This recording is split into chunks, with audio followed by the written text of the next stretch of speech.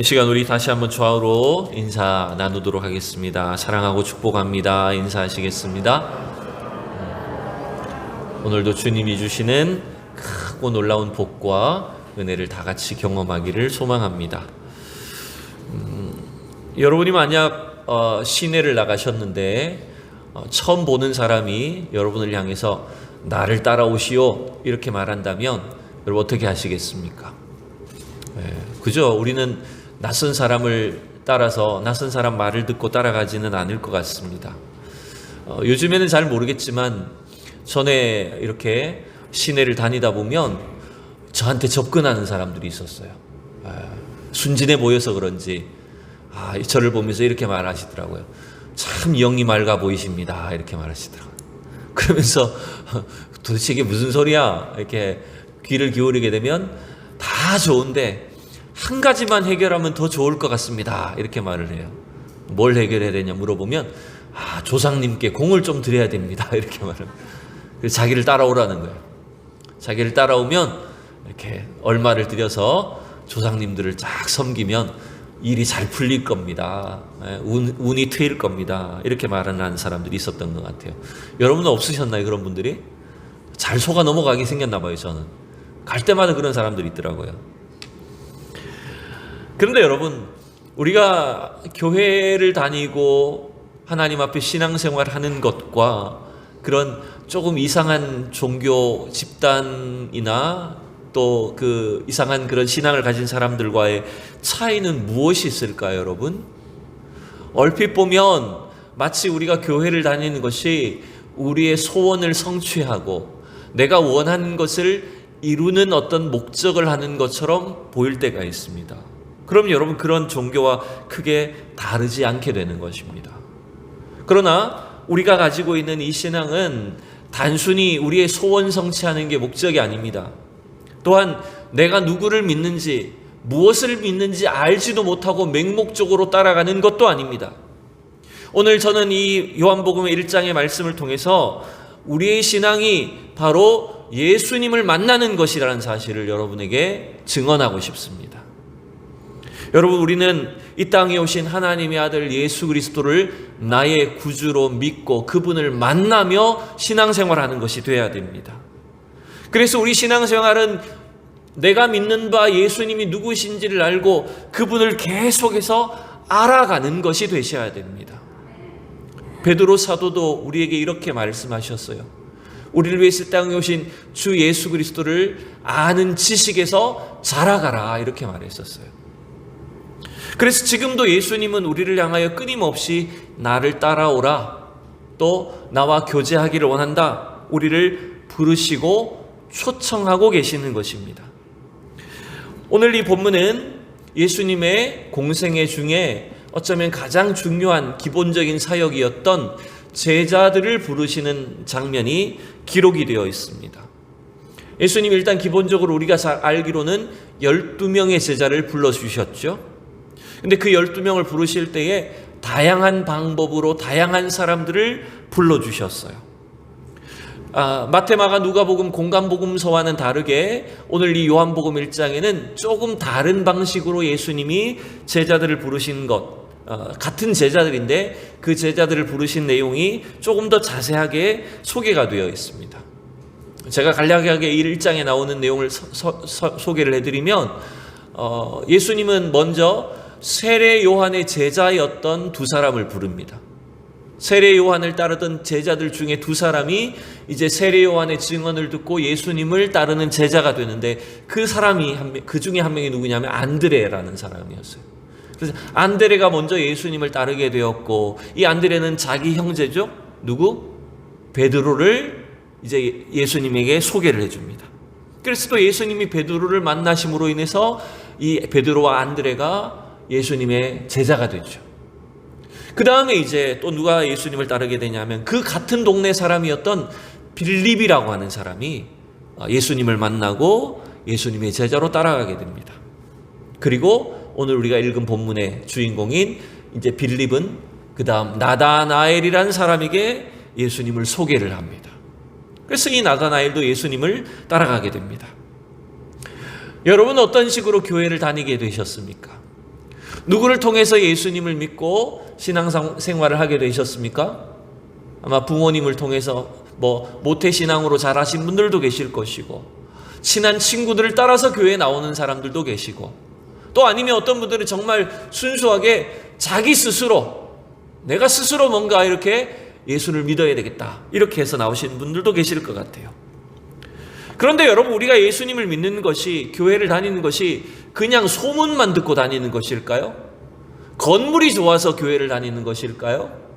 아니면 교회 다니는 사람들이 좋아서, 나는 분위기가 좋아서 교회를 간다, 이렇게 하는 것일까요?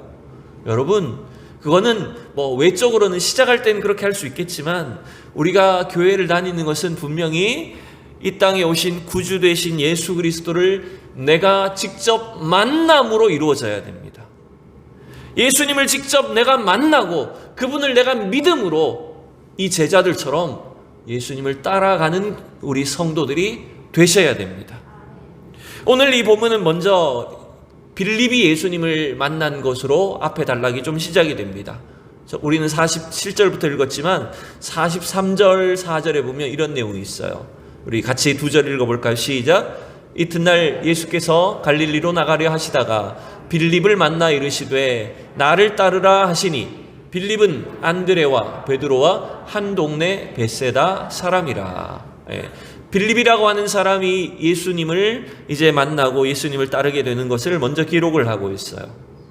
그런데 이 빌립은 귀가 얇아서 그냥 예수님 처음 보자마자 나를 따르라니까 예수님의 말을 듣고 따라갔던 것일까요? 그런 건 아닌 것 같아요. 왜냐하면 43절만 보면 그런 것처럼 보이는데 44절에 보시면 빌립이 어느 동네 사람이라고요? 벳세다 사람, 즉 안드레와 베드로 같은 동네 사람이라고 말을 하고 있어요. 즉 빌립은 이미 베드로와 안드레가 만난 예수님에 대한 소문을 들은 겁니다. 베드로와 안드레 한 동네 같은 사람이었던 이 사람들이 예수님을 만났고 그 예수님이 어떤 분이란 사실을 내가 소문으로 들었기 때문에 이 빌립은 예수님이 나를 따르라고 하실 때에 자연스럽게 예수님의 말씀에 순종했던 것 같아요. 그리고 이제 이 빌립은 나다나엘이라고 하는 아마 친구인 것 같은 이 나다나엘한테 예수님을 소개를 해줍니다. 자, 45절도 읽어봅시다. 시작. 빌립이 나다나엘을 찾아 이르되 모세가 율법에 기록하였고 여러 선지자가 기록한 그 일을 우리가 만났으니 요셉의 아들 나사렛 예수니라. 아멘. 자, 빌립이 누구한테 예수님을 소개해요? 나다나엘이란 사람한테 소개합니다. 이 나다나엘은 요한복음에만 이름이 나오니까 이 사람이 누군지를 좀 생소하기도 한데, 대부분의 학자들이 동의하는 것은 뭐냐면 이 나다나엘은 예수님의 12제자 중에 누구를 가리킬까요?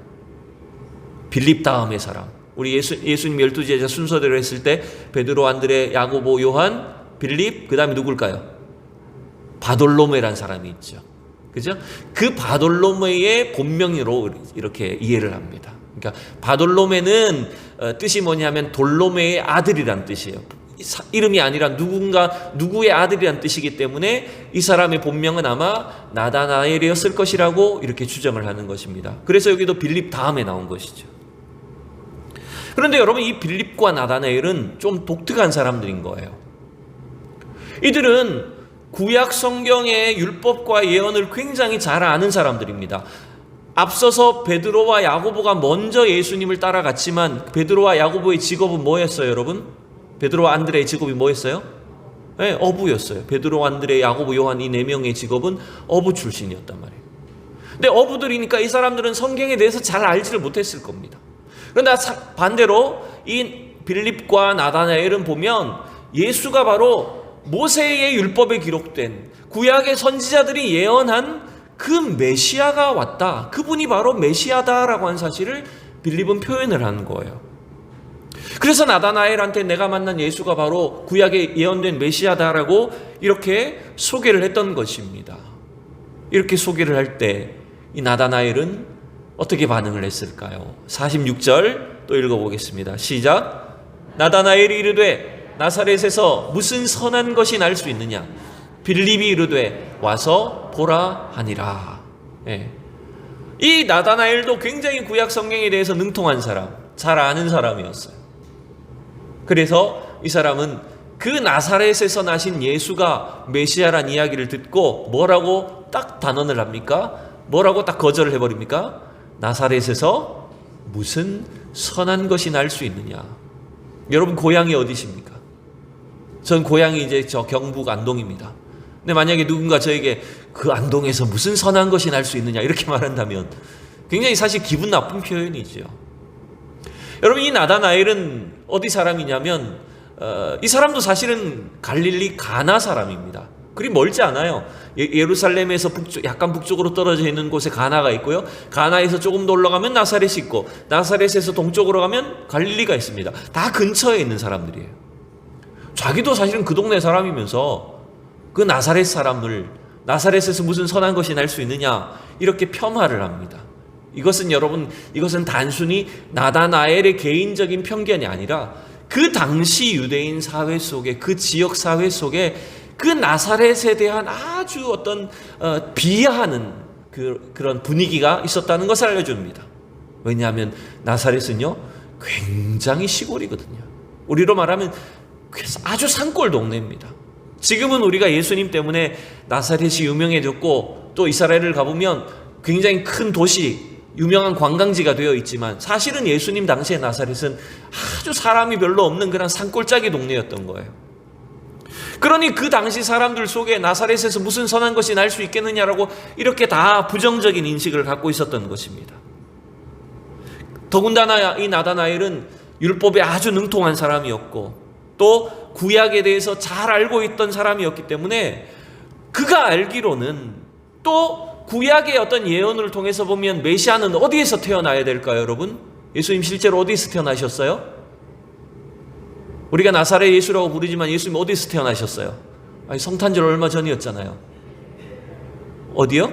네, 베들레헴에서 태어나셨죠. 예루살렘 밑에 베들레헴에. 그러니까 구약 성경의 예언을 따르면 베들레헴에서 태어나야지. 베들레헴에서 메시아가 나야지 무슨 나사렛에서 메시아가 난다는 말이야 라고 믿지 않았던 겁니다.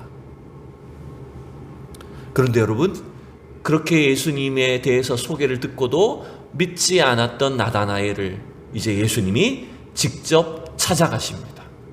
여러분 이게 중요한 것 같아요. 저는 오늘 이 말씀을 통해서 우리가 많은 지식이 있는 것, 많은 정보가 있고 소문을 많이 알고 있고 내가 성경에서 해서 많이 아는 것이 중요한 게 아닙니다. 여러분 우리에게 중요한 것은 살아계신 예수님을 직접 만나는 것이 중요합니다. 모든 제자들 한결같이 공통적인 특징이 뭔지 압니까? 그들이 예수님을 만난 사람들이라는 것입니다. 자, 그 다음 본문을 잠깐 보면 오늘 우리가 읽었던 47절을 보십시오. 다시 읽어봅시다. 시작. 예수께서 나다나엘이 자기에게 오는 것을 보시고 그를 가리켜 이르시되 보라 이는 참으로 이스라엘 사람이라 그 속에 간사한 것이 없도다. 여러분 이 장면을 가만히 보면 나다나엘은 예수님에 대해서 소문만 듣고 그가 어떻게 메시아일 수 있겠는가라면서 거절했지만 폄하했지만 사실은 누가 나다나엘을 먼저 알고 계십니까? 예수님이 먼저 나다나엘을 알고 계시다는 걸 봅니다. 자, 이 이야기를 듣고 나다나엘이 깜짝 놀랍니다. 그래서 48절에 보면 나를 어떻게 아십니까? 처음 만났거든요. 지금 나다나엘은 이분이 누군지도 잘 몰랐어요. 소문만 들었을 뿐이에요. 그런데 그 예수님이 자기를 보자마자 이는 참 이스라엘 사람이라 그 속에 간사한 것이 없도다라고 하시면서 예수님이 먼저 나다나엘을 알고 계셨던 거예요. 그래서 어떻게 나를 아십니까? 라고 예수님께 물을 때 이렇게 대답하십니다. 빌립이 너를 부르기 전에 네가 무화과 나무 아래에 있을 때에 보았노라. 옛날에 심수봉 씨 노래인가요? 무화과 나무 그늘 아래 뭐 이런 노래 있었던 것 같은데 갑자기 그게 생각이 나더라고요. 근데 예수님이 지금 나다나엘이 무화과 나무 아래에 혼자 있을 때 아마 이 당시의 사람들이요 무화과 나무 아래에 혼자 있었다는 것은 율법을 묵상하거나 연구하기 위해서 있었다는 것 같아요. 그러니까 나다나엘이 아주 율법에 정통한 사람이었는데 그 사람이 얼마나 순수한 사람인지는 예수님이 보고 계셨다는 거예요. 저는 그래서 오늘 이 예수님을 만난 인생, 예수님을 만난 사람들 가운데 중요한 어떤 단계가 있다면 첫 번째 우리가 기억해야 될 것이 뭔지 압니까? 그것은 바로 예수님이 나를 아신다는 것입니다. 우리가 예수님을 알아서 우리가 예수님을 만나고 택한 것이라기보다는 주님이 우리를 아시고 우리를 만나 주신 것입니다, 여러분. 그래서 설교 제목을 예수님을 만난 인생이라고 정했지만 사실은 예수님이 우리를 만나 주신 거예요. 예수님이 우리를 미리 알고 계신 것입니다. 여러분, 이 사실이 굉장히 중요합니다. 우리는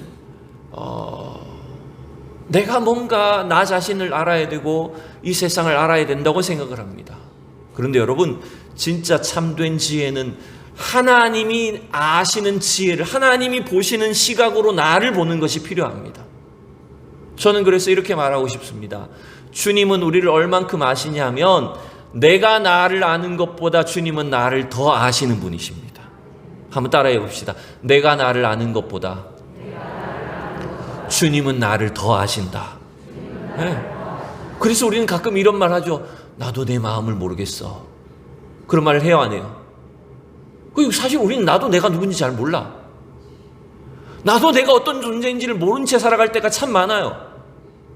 내가 뭔가를 대단히 많이 알고 대단히 많은 것을 가지고 있고 소유하고 있으면 내 직업과 직위가 이러면 내가 이런 사람이야 라고 자신을 나타내기를 좋아하지만 사실은 주님은 우리를 다 알고 계십니다. 세상은 우리를 겉으로 판단하지만, 외모로 판단하지만 주님은 우리를 중심으로 보고 계십니다, 여러분. 그래서 주님은 우리를 다 알고 계신 거예요. 오늘 여러분이 무슨 생각을 하고 이 자리에 나왔는지, 여러분의 과거의 삶이 어떠했는지, 우리 속에 있는 여러 가지 문제와 또 그늘이 무엇인지 주님은 이미 다 알고 계신 거예요. 그래서 나다나엘을 주님이 이미 아시고 그를 부르시면서 이 사람은 내가 택한 사람이다. 이 사람은 나의 제자로 주님을 따라가야 될 사람이라는 걸 알고 그를 불러주신 것입니다. 여러분, 오늘 저와 여러분이 이 자리에 있게 된 것, 교회를 다니고 신앙생활한 것은 우연이 아닙니다. 주님이 저와 여러분을 불러주신 줄로 믿습니다. 그 하나님의 부르심 앞에 여러분 감격하셔야 돼요. 그 하나님의 부르심이 얼마나 놀라운 것인지를 여러분 새롭게 깨닫는 시간이 될 수 있기를 축복합니다.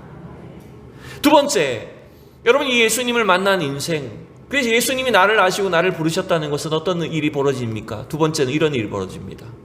이제는 우리가 예수님이 누구신지를 알게 되는 것입니다. 주님이 우리를 아시고 부르셨어요. 우리의 영혼을 꿰뚫어 보시고 우리를 부르셨단 말이에요. 그런데 그 주님의 부르심 앞에 반응하여 주님을 만나게 되면, 주님을 따라가게 되면 어떤 일이 생깁니까? 이제는 우리가 주님이 누구이신지를 알게 되는 것입니다. 자, 보십시오. 49절 같이 읽어봅시다. 시작. 나다나엘이 대답하되 랍비여, 당신은 하나님의 아들이시요 당신은 이스라엘의 임금이로소이다. 여러분, 이 지식은, 이 지혜는 잘 보이기 위해서 그냥 입에 바른 말, 침 바른 말을 한 것일까요? 그렇지 않습니다. 나다나엘 속에 성령님이 역사하셔서 자기가 만난 이 예수님이 지금 누구이신가에 대한 확실한 지혜를 주님 깨닫게 하신 거예요. 그래서 우리가 예수님을 만난다는 것은 여러분 뭔지 압니까? 그것은 단순히 사람이 사람을 만나는 것처럼 대면하는 것이 아닙니다. 그냥 한번 만나고 마는 것이 아닙니다. 그것은 내가 따르는, 내가 믿고자 하는 이 예수님이 누구이신지를 알게 되는 것입니다. 여러분, 이 사실이 중요합니다. 아무리 예수님을 직접 목격해도, 예수님의 설교를 들어도 예수님을 영접하지 않으면, 그분을 알지 못하면 예수님을 믿을 수가 없습니다.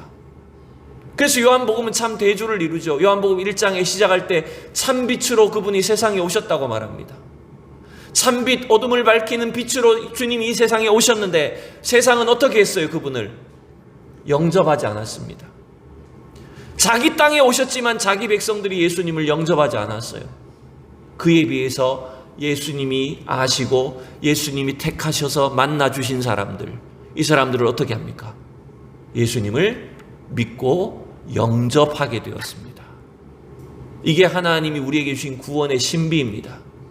그래서 요한복음 1장 12절이 이렇게 말하죠. 영접하는 자, 곧 그 이름을 믿는 자들에게는 뭐가 되는?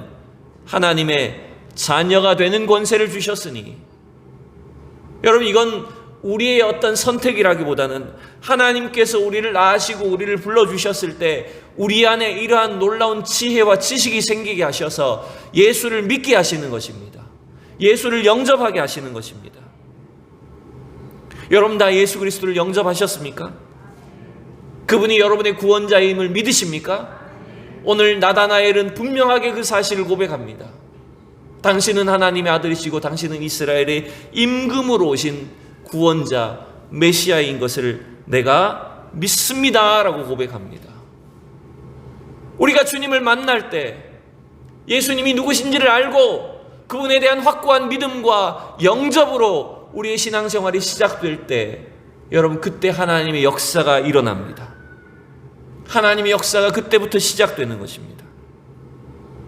세 번째로 넘어갑니다. 여러분 이제 예수님을 만난 인생으로서 이 나다나엘은 어떤 삶을 살게 될까요? 3번 같이 읽어볼까요? 시작. 하나님의 도구로 쓰임받게 됩니다. 여러분 이 예수님이, 나다나엘이 예수님을 만나고 그분이 누구신지를 알고 그분에 대한 믿음을 고백하게 되었을 때 예수님 또 이런 말씀을 하십니다. 50절 51절 읽어보면 이렇게 되어 있어요. 같이 두 절 읽어봅시다. 시작. 예수께서 대답하여 이르시되 내가 너를 무화과나무 아래에서 보았다 함으로 믿느냐? 이보다 더 큰 일을 보리라. 51절 시작. 또 이르시되 진실로 진실로 너희에게 이르노니 하늘이 열리고 하나님의 사자들이 인자 위에 오르락내리락 하는 것을 보리라 하시니라. 여러분 이 굉장히 사실 어렵기도 하면서 놀라운 표현을 예수님 말씀하셨습니다.